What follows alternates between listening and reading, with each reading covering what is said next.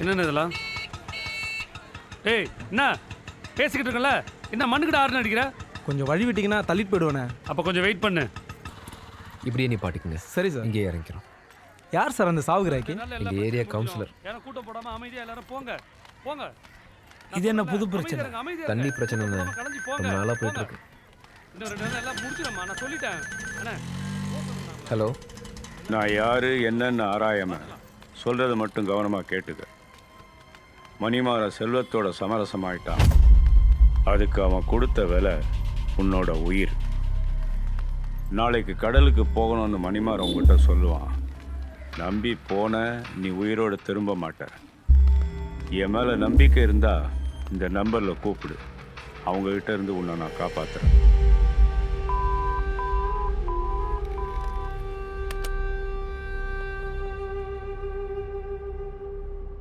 தேங்க்ஸ்ன்னு சொல்லிட்டு வச்சுட்டாயா? நான் தான் முதல்ல சொன்னேன்லண்ணே, அவன் ஒரு டைப்பான ஆளுண்ணே. உண்மையிலே விஷயமுள்ள ஆளா இருந்தா இன்னும் கொஞ்சம் நேரத்தில் லைனில் வருவான்.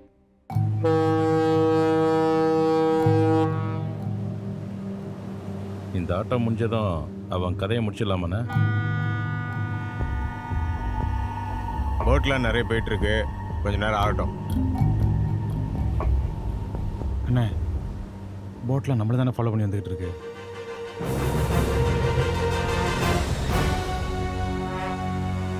ஆளுங்கெல்லாம் புதுசாக இருக்கானுங்கண்ணே.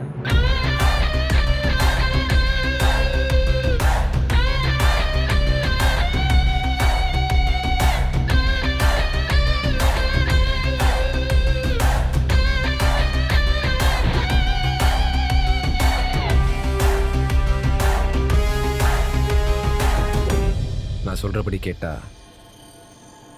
நீங்களாம் உயிரோட கரை திரும்பலாம்.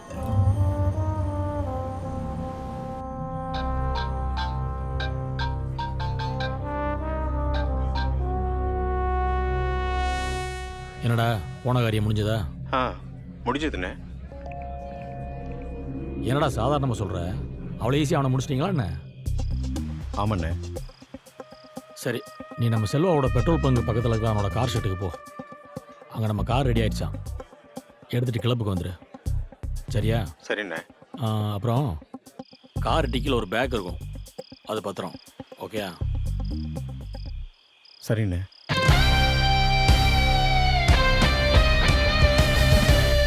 இந்த பையன் தமிழரசன் அவ்வளோ நல்லவன் கிடையாதுண்ணே. செல்வா சொன்னது எனக்கு கரெக்ட். அதனால தான் நான் கதையை முடிச்சிட்டேன். செல்வா சொன்னது மாதிரி பணத்தையும் கொடுத்து விட்டாண்ணே. வந்து சேர்ந்துருச்சு. சரிண்ணா. சரி, ஓகே.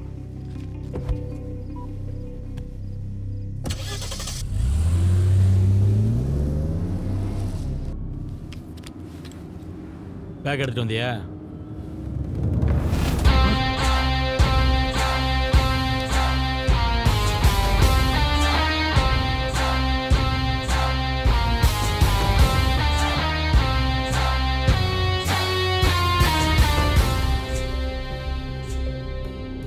நான் பண்ணது தப்பு தான், என்னை மன்னிச்சிரு தமிழ்.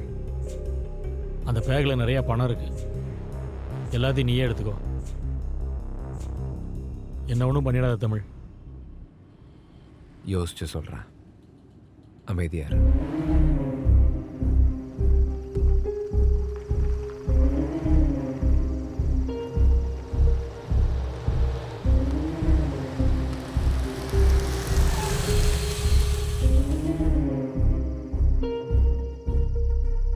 நல்லா யோசிச்சு பார்த்தேன்.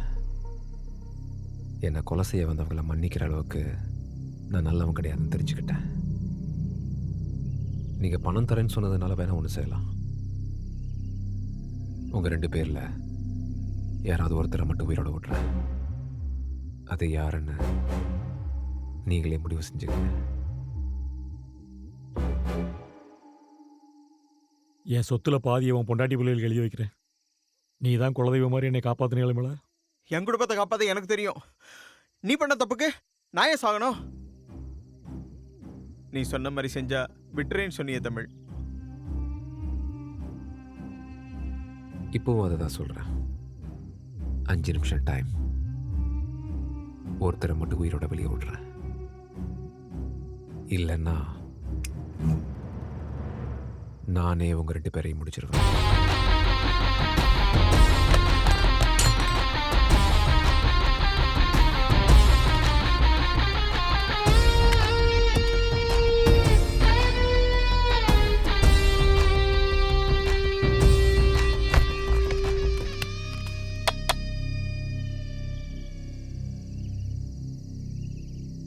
இந்த லாக்கை எப்படி ரிலீஸ் பண்ணணும்? அந்த டாப்ல இவரை பின்னாடி இழுத்துட்டு ரைட் சைடில் இவரை ஃப்ரண்ட்டில் கொண்டு வரணும். தேங்க்ஸ். கிளாஸை முடிக்கும்.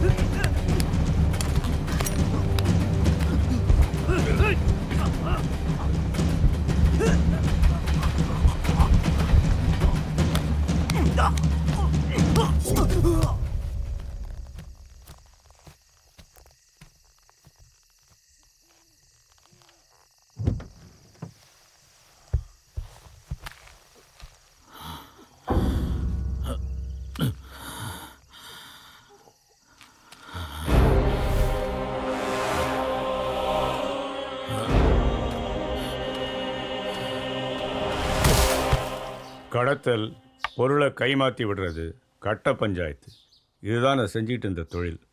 மணிமாற, செல்வா, என் தம்பி குமார் எல்லாரும் என்கிட்ட தான் தொழில் செஞ்சானுங்க. நான் அரசியலில் நுழையலான்னு முடிவு செஞ்சிருந்த சமயத்தில் ஊருக்கு வெளியில் இருக்கிற குடோனில் இருந்த பெரிய அளவு யுரேனியத்தை வெளிநாட்டிலேருந்து வந்திருந்த கப்பலில் கொண்டு போய் சேர்க்கணுன்னு ஜாப் ஒன்று வந்துச்சு. மணியும் செல்வாவும் இருக்கிற தைரியத்தில் முதல் முறையாக என் தம்பி குமாரை அந்த ஜாபை எடுக்க சொன்னேன். துரதிர்ஷ்டவசமாக அன்னைக்கு போலீஸ்கிட்ட சரக்கு மாட்டிக்கிச்சு. அதனால் சரக்குக்கு ஓனரான பாம்பேக்காரன் என் தம்பியை ஜெயிலில் வச்சே முடிச்சிட்டான். ஆனால் தொழிலில் நான் என் தம்பியை வளர்த்து விடுறது பிடிக்காம செல்வாவும் மணியும் தான் போலீஸ்கிட்ட இன்ஃபர்மேஷன் கொடுத்து எல்லா சரக்கையும் மாட்ட வச்சாங்கங்கிற உண்மை ரொம்ப சமீபத்தில் தான் எனக்கு தெரிய வந்துச்சு. அது மட்டும் இல்லாமல் பாம்பேக்கார பேரை சொல்லி உள்ளே வச்சு என் தம்பியை முடித்தது இவனுங்க தான். அதான் அவனுங்க வழியிலே போய் அவனுங்களை முடிக்க முடிவெடுத்து மணியோட சரக்கை போலீஸில் மாட்ட வச்சேன். அப்புறம் அதை குறைஞ்ச விலைக்கு செல்வத்துக்கிட்ட விற்க வச்சு அவனுக்குள்ள பிரச்சனை உண்டு பண்ணேன். என்னுடைய இந்த விளையாட்டில் சம்பந்தமே இல்லாமல் உள்ளே வந்தவன் தான் நீ. ரொம்ப நன்றி சார். எங்கே எழுச்சிட்ட? உங்ககிட்ட நன்றி சொல்லிட்டு போகலான்னு தான் வந்தேன். செல்வா இன்னும் உயிரோடு தான் இருக்கான். தமிழ், ஒரு விஷயத்தை தெளிவாக புரிஞ்சிக்க. நான் ஆரம்பித்த இந்த விளையாட்டை தெரிஞ்சோ தெரியாமலோ நீ இப்போ விளையாட ஆரம்பிச்சிட்ட. அதனால் மணிமாறனும் இறந்துட்டான். இப்போ உனக்கு விருப்பம் இருந்தாலும் இல்லாட்டினாலும் நீ தொடர்ந்து விளையாடியே ஆகணும், இல்லைன்னா உன் உயிர் போயிடும். மிரட்டுறீங்களா? உண்மையை சொல்கிறேன். முன்ன பின்ன தெரியாத உன்னை நான் ஏன் காப்பாற்றணும்னு அன்னைக்கு நினச்சிருந்தேன்னா இன்னைக்கு நீ உயிரோடவே இருந்திருக்க முடியாது. என்னை பற்றின ரகசியங்களெல்லாம் நான் உங்ககிட்ட சொல்லும்போதே உனக்கு புரிய வேண்டாம். நான் உன்னை என் நண்பனாக பார்க்குறேன். அதனால தான் அன்னைக்கும் எச்சரித்தேன், இன்னைக்கும் எச்சரிக்கிறேன். உட்கார்.